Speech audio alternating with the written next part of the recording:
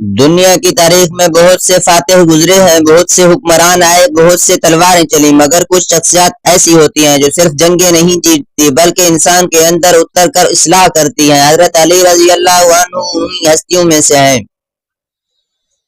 آپ رضی اللہ عنہ نے دشمن کو صرف میدان جنگ میں نہیں پہچانا بلکہ اس کے اسباب اس انسان کے اندر تلاش کیے۔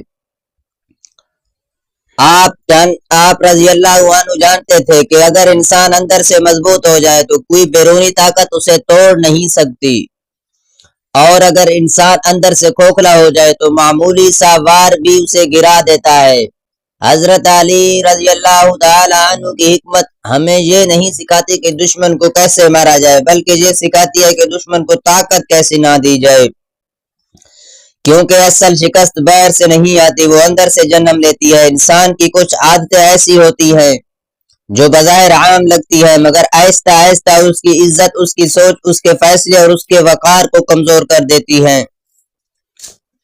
دشمن انہی کمزوریوں کے سہارے آگے بڑھتا ہے۔ یہ گفتگو کسی کو مورد الزام ٹھہرنے کی نہیں بلکہ خود کو پہچاننے کے لیے ہے، کیونکہ حضرت علی رضی اللہ عنہ کی حکمت کا مرکز ہمیشہ انسان کا باطل رہا ہے۔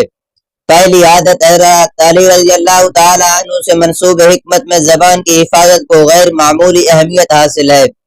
آپ رضی اللہ عنہ فرماتے ہیں کہ انسان کی قدر اس کی عقل سے ہوتی ہے، اور عقل کا سب سے پہلا امتحان زبان پر قابو ہے۔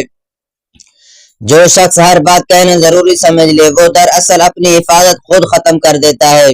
زبان وہ ہتھیار ہے جو اگر قابو میں رہے تو ڈھال بن جاتا ہے، اور اگر بے قابو ہو جائے تو دشمن کے ہاتھوں میں تلوار بن جاتا ہے۔ زیادہ بولنے والا انسان اکثر یہ سمجھتا ہے کہ وہ خود کو ثابت کر رہا ہے، مگر حقیقت میں وہ اپنی کمزوریاں ظاہر کر رہا ہوتا ہے۔ اس کی الجھنیں، اس کی خوف، اس کی ارادے اور اس کے شکوے سب دشمن کے سامنے ننگے ہو جاتے ہیں۔ حضرت علی رضی اللہ عنہ کی زندگی میں خاموشی کمزوری نہیں بلکہ حکمت تھی۔ آپ رضی اللہ عنہ جانتے تھے کہ ہر بات ہر شخص کے سامنے کہنا عقل مندی نہیں۔ دشمن سب سے پہلے انسان کی زبان سنتا ہے، پھر اسی زبان سے نکلی باتوں کو اس کے خلاف استعمال کرتا ہے۔ جو شخص بولنے سے پہلے نہیں سوچتا وہ بعد میں سوچنے پر مجبور ہو جاتا ہے۔ یہی عادت انسان کو کمزور بنا دیتی ہے اور دشمن کو مضبوط۔ دوسری عادت حضرت علی رضی اللہ تعالی عنہ نے غصے کو عقل کا دشمن قرار دیا۔ غصہ وہ کیفیت ہے جس میں انسان وقتی تسکین کے لیے دائمی نقصان مول لیتا ہے۔ جب انسان غصے میں ہوتا ہے تو وہ یہ نہیں دیکھتا کہ اس کے الفاظ کسی دل کو زخمی کریں گے یا اس کا عمل کسی دروازے کو ہمیشہ کے لیے بند کر دے گا۔ غصے میں لیا گیا فیصلہ دشمن کے لیے سب سے آسان موقع ہوتا ہے، کیونکہ دشمن کو حملہ کرنے کی ضرورت نہیں پڑتی، انسان خود ہی اپنی صفیں توڑ دیتا ہے۔ حضرت علی رضی اللہ عنہ کی حکمت یہ سکھاتی ہے کہ طاقتور وہ نہیں جو غصے میں وار کرے، بلکہ طاقتور وہ ہے جو غصے کے باوجود خود کو سنبھال لے۔ جو شخص بار بار غصے میں آ جاتا ہے وہ قابل پیش گوئی بن جاتا ہے۔ دشمن جان لیتا ہے کہ کس بات پر اسے بھڑکانا ہے، کس وقت اسے استعمال دلانا ہے اور کسی لمحے میں اس سے غلطی کروانی ہے۔ اس طرح غصہ انسان کی کمزوری بن جاتا ہے اور دشمن اس کی کمزوری سے فائدہ اٹھاتا ہے۔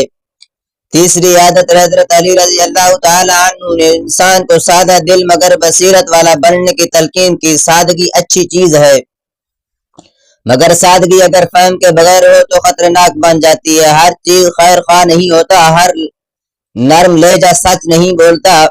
اندھا اعتماد انسان کو اس مقام پر لا کھڑا کرتا ہے جہاں وہ خود اپنے راز دشمن کے حوالے کر دیتا ہے۔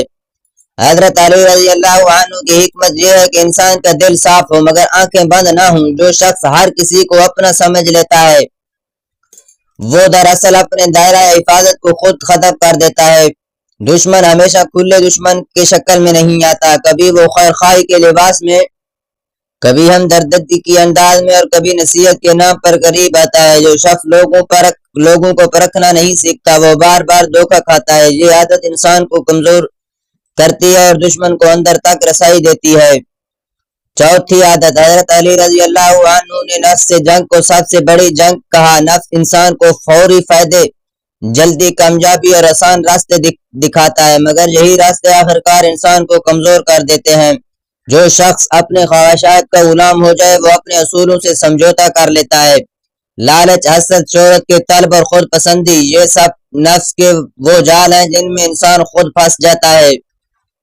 دشمن کو اس سے زیادہ طاقت کسی چیز سے نہیں ملتی کہ انسان خود اپنی خواہش کے ہاتھوں بے بس ہو جائے۔